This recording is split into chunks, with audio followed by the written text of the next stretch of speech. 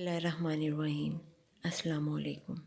Dear students, this is your online class of International Relations. Today is 22nd of December 2020. The topic under discussion is foreign policy. Today's lecture is the continuation of previous lecture. Let's start our lecture. Dear students, we are going to learn about components of foreign policy. Foreign policy के अनासिर. According to Lurk and said, normally foreign policy includes three elements. Foreign policy आम तौर पर तीन अनासिर पर मुश्तमिल होती है. These are formulation of the objective in the most precise terms possible, मकासिद का तयन, the nature of the action to be undertaken, stated with sufficient clarity to guide and direct the state's other officials. पहला तो हो गया जी formulation of objectives के मकासद का तयन करना, और उसके बाद दूसरा है nature of the actions to be undertaken, वो कौन से इक़दामात हैं जो उठाए जाएंगे, और with sufficient clarity to guide and direct, जो कि सफिशेंट क्लैरिटी बड़ी वजाहत के साथ रहनुमाई भी करेंगे और उनकी सिमत का तयन भी करेंगे. द स्टेट्स अदर ऑफिशल्स, और जिसमें रियासत के दूसरे तमाम ऑफिशल्स भी शामिल होंगे.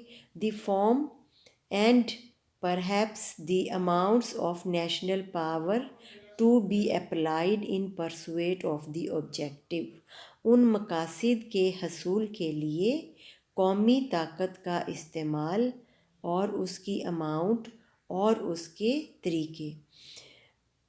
फ़ॉरेन पॉलिसी के तहत मुतय्यन करदा ऑब्जेक्टिव्स के हसूल के लिए कितनी अमाउंट ख़र्च होगी, नेशनल पावर किस तरह से अप्लाई होगी और उसकी क्या सूरत होगी, ये तमाम फ़ॉरेन पॉलिसी के अनासिर हैं या जिन्हें हम कंपोनेंट्स ऑफ फ़ॉरेन पॉलिसी कहते हैं. नेक्स्ट टॉपिक है हमारा objectives of foreign policy. Foreign policy के मकासद क्या होते हैं. तकरीबन तमाम रियासतें इन 5 मकासद के ऊपर मुत्तफ़िक हैं. Number 1, maintaining the integrity of the state, रियासत की यकजहती और सालमियत को कायम रखना. नंबर 2, प्रमोटिंग इकनॉमिक इंटरेस्ट, इक़्तिसादी मफादात को तरवीज देना. Number 3, providing for national security, कौमी सालमियत को फ़राहम करना. Number 4, protecting national Prestige and developing national power, कौमी वक़ार का तहफ़्फ़ुज़ और कौमी ताकत की तरक्की. नंबर 5, मेंटेनिंग वर्ल्ड ऑर्डर, और जो दुनिया के अंदर वर्ल्ड ऑर्डर चल रहा है उसको कायम व दायम रखना. Our next topic is, dear students, instruments of foreign policy, कि फ़ॉरेन पॉलिसी के इंस्ट्रूमेंट्स क्या क्या हैं, आला कार क्या क्या हैं, वो कौन सी टेक्निक्स हैं, वो कौन से आलात हैं जो फ़ॉरेन पॉलिसी जिनसे बनाई जाती है. अब हम इसका जायज़ा ले लेते हैं. The instruments of foreign policy may be said to be those institutions और डिवाइसेस दो विच द नेशनल पावर और resources are used to accomplish the interest and objectives. मफादात और मकासद के हसूल के लिए इस्तेमाल की जाने वाली कौमी ताकत और वसाइल, और उसके साथ साथ इंस्ट्रूमेंट फ़ॉरेन पॉलिसी के इंस्ट्रूमेंट जिन्हें कहा जाता है वो किसी भी रियासत के वो इदारे होते हैं और डिवाइसेस वो टेक्निक होती हैं जिसके ज़रिए से कौमी ताकत और वसाइल को इस्तेमाल करते हुए मफादात और मकासद को हासिल किया जाता है. वो इस तरह से हैं, उनकी तफसील इस तरह से है. Number 1, diplomacy.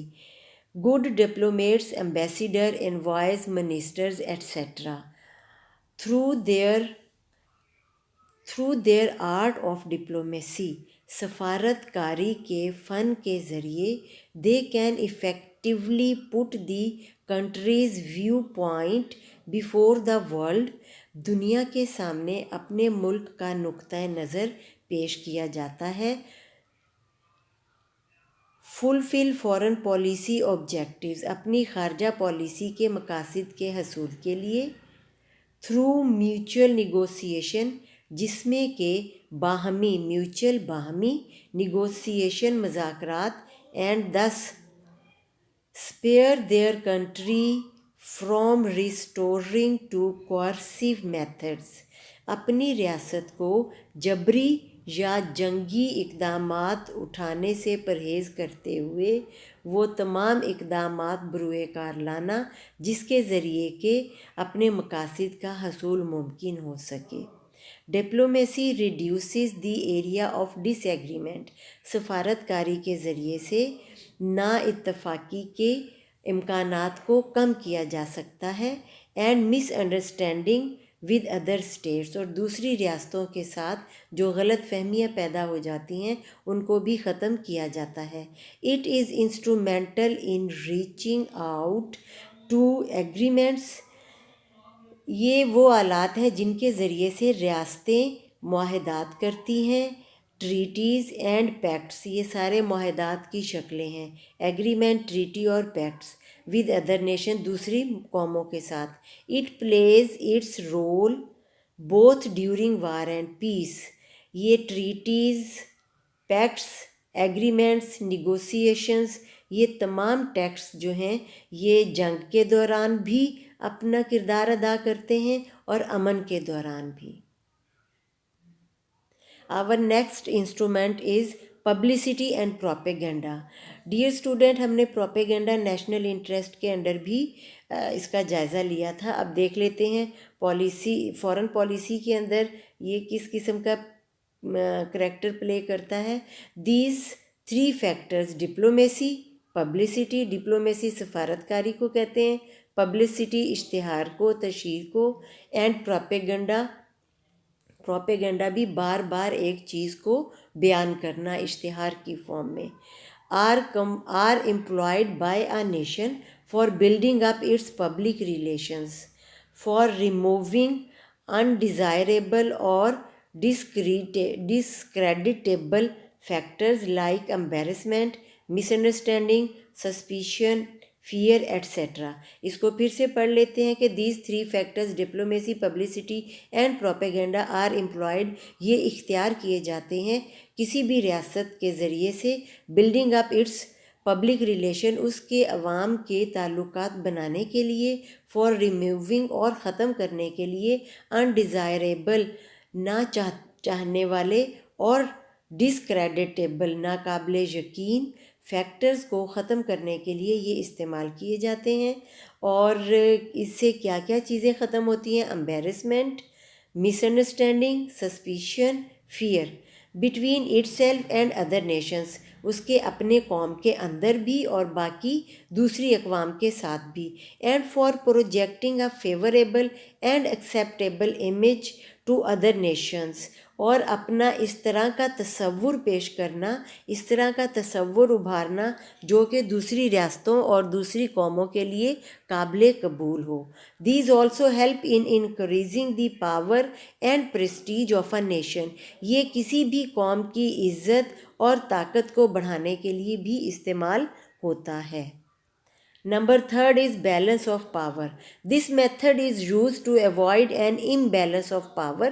یہ طریقہ استعمال ہوتا ہے جب پاور کو متوازن رکھنے کے لیے استعمال کیا جاتا ہے، and strengthening the position of a given nation، اور کسی بھی قوم کی طاقت کو قائم رکھنے کے لیے بھی استعمال ہوتا ہے۔ For example, Britain employed the principle of balance of power for a long time in European power politics to maintain the status quo and prevent any particular power from being too strong، کسی بھی خاص طاقت کو زیادہ مضبوط ہونے سے بچانے کے لیے سب کے درمیان طاقت کے توازن کا استعمال کیا جاتا ہے، اور یہ برطانیہ یورپ میں طاقت کے توازن کا استعمال کیا۔ یورپ نے اپنی ایک یورپین کمیونٹی بنائی، تمام ریاستوں کو ایک جیسی حیثیت دیتے ہوئے اور تمام ریاستوں کو طاقت کے توازن کے دائرے کے اندر رکھتے ہوئے یورپین یونین کا قیام عمل میں لایا گیا۔ یہاں بیلنس آف پاور سے مراد یہ ہے کہ کوئی بھی ریاست اپنی طاقت کو کسی دوسری ریاست پہ قبضہ کرنے کے لیے یا کسی کی کمزور حیثیت کو ختم کر کے اس کو ہڑپ کرنے کے لیے استعمال نہ کرے۔ لہٰذا جو یورپین کمیونٹی کا تصور ہے اس میں تمام طاقتوں کو تسلیم کر کے انہیں برابر کی حیثیت دے دی گئی، اس کو پھر بیلنس آف پاور کہا جاتا ہے۔ Number 4، collective security. Collective security کہتے ہیں اجتماعی تحفظ کو۔ فارن پالیسی کے اندر کلیکٹیو سیکیورٹی کا انسٹرومنٹ جو ہے وہ استعمال کیا جاتا ہے۔ The principle of collective security is adapted to secure collective defence. اجتماعی تحفظ کو مضبوط بنانے کے لیے یہ استعمال کیا جاتا ہے۔ As threateningly posed or actually mobilized against a powerful nation or nations. Balance of power and collective security are beneficial as instruments for smaller nations with a limited capacity to defend themselves. کمزور ریاستوں کو محفوظ رکھنے کے لیے یہ balance of power اور collective security کو استعمال کیا جاتا ہے۔ Number 5 is international law and organizations. These are also used by nations whenever possible for advancing the objectives of their foreign policy. International law اور آرگنائزیشنز کا استعمال بھی کیا جاتا ہے جب کبھی وین ایور پاسبل فار، جب کبھی یہ ممکن ہو کہ مقاصد کو حاصل کرنے کے لیے فارن پالیسی میں آگے بڑھنا ہو تو انٹرنیشنل لا اور آرگنائزیشن کا استعمال ہوتا ہے۔ کس طرح سے؟ انٹرنیشنل لا جو تمام قوموں کے درمیان قوانین ہیں ان کی امپلیمنٹیشن کو لازمی قرار دیتا ہے اور اس کے اوپر چلنے کے لیے بھی، اور اس کے ساتھ ساتھ جو انٹرنیشنل آرگنائزیشنز ہوتی ہیں جیسا کہ میں نے آپ کو پریویس لیکچر میں بھی بتایا تھا، یونائٹڈ اسٹیٹس ہو گئیں، اور یونائٹڈ اسٹیٹس کے تحت جو مختلف آرگنائزیشنز بنائی گئی ہیں جو دنیا کے اندر کوئی اکنامک پروگریس کے لیے کام کرتی ہے، کوئی سوشل ایکٹیویٹیز اور سوشل ایکٹیوسٹ ہے، اور کوئی ریہیبلیٹیشن کے کام کرتی ہیں۔ تو ان تمام امور کے لیے جس میں اقتصادی اور معاشرتی بہبود شامل ہوتی ہے، اس میں یہ انٹرنیشنل آرگنائزیشن اپنا رول پلے کرتی ہیں۔ اور فارن پالیسی کے اندر اگر کوئی ریاست محسوس کرتی ہے کہ دوسری ریاست اس کے ساتھ کسی کام میں زیادتی کر رہی ہے تو وہ انٹرنیشنل لا اور انٹرنیشنل آرگنائزیشن کی مدد سے اپنے وہ معاملات کو درست چینل میں لے کر آتی ہے۔ اب جیسے پاکستان اور انڈیا کے درمیان واٹر ٹریٹی ایک ہوا تھا جس کو ہم سندھ طاس کا معاہدہ کہتے ہیں، اس کے تحت جب بھارت نے بہت سے دریاؤں کے اوپر اپنے ہیڈ ورکس اور ڈیم بنا لیے ہیں اور پانی کی تقسیم کا جب مسئلہ پیدا ہوتا ہے تو پاکستان اپنا یہ مقدمہ جو ہے وہ انٹرنیشنل فورم پر لے کر جاتا ہے اور اس کے لیے بات چیت اور تمام معاملات کو پھر انٹرنیشنل لاء کے تحت طے کیے جاتے ہیں۔ اسی لیے انٹرنیشنل لاء بھی ایک لازمی انسٹرومنٹ ہے جسے ریاستیں استعمال کر لیتی ہیں۔ اب جلدی سے ہم اس کو ریڈ آؤٹ کر لیتے ہیں۔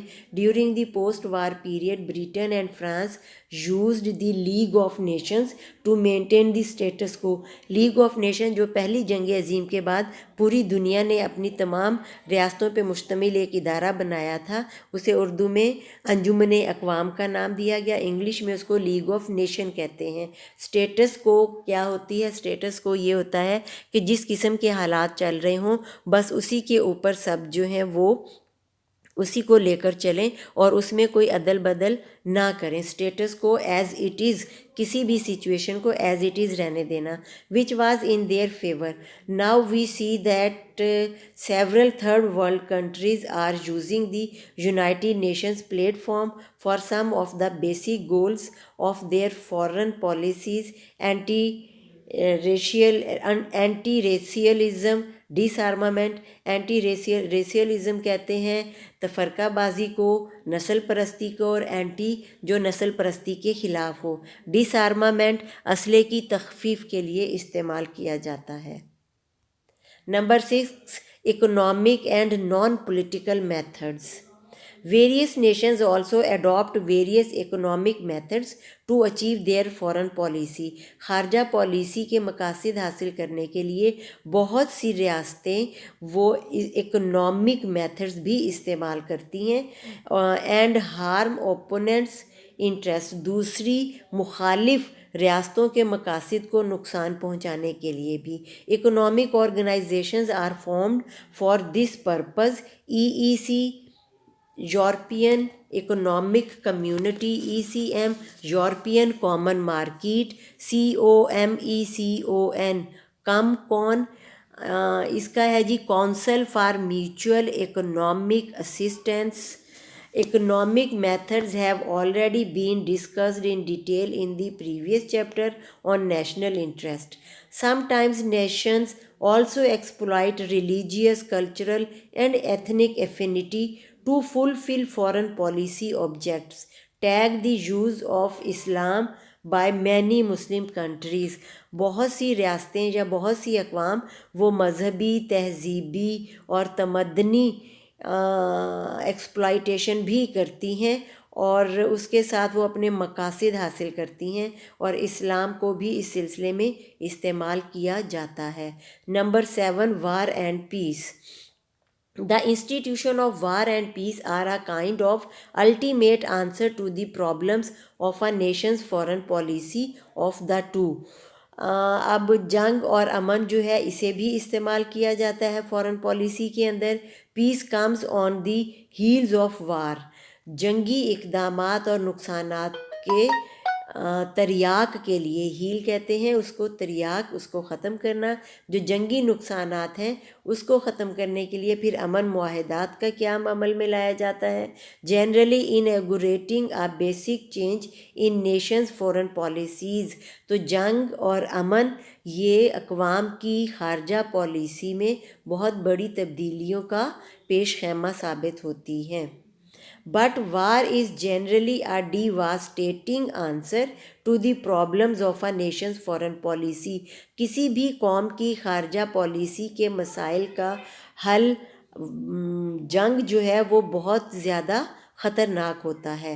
When foreign policy objectives cannot be achieved، جب ایک فورن پالیسی اپنے مقاصد حاصل نہیں کر سکتی through other means، باقی ذرائع کے ذریعے، جس میں اکنامک آ جاتی ہے، پیس آ جاتا ہے، نیگوسیشن آ جاتی ہیں، ٹریٹیز آ جاتی ہیں، ایگریمنٹس اور پیکٹس آ جاتے ہیں، جب ان کے ذریعے سے کوئی بھی فورن پالیسی اپنے مقاصد حاصل نہ کر سکے تو وہ کیا کرتی ہے؟ Nations resort to war as an end argument, تو قومیں کیا کرتی ہیں؟ جنگ کے قدم کو اٹھاتی ہیں۔ تو ڈیئر اسٹوڈنٹس، یہ تھا ہمارا انسٹرومنٹ آف فورن پالیسی، جس کے یہ 7 پوائنٹس تھے، یہ آپ لوگ رائٹ ڈاؤن کر لیجئے گا، اور یہ آج کا لیکچر ہمارا یہیں پر اختتام پذیر ہوتا ہے۔ Stay home, stay blessed, until tomorrow, فی امان اللہ۔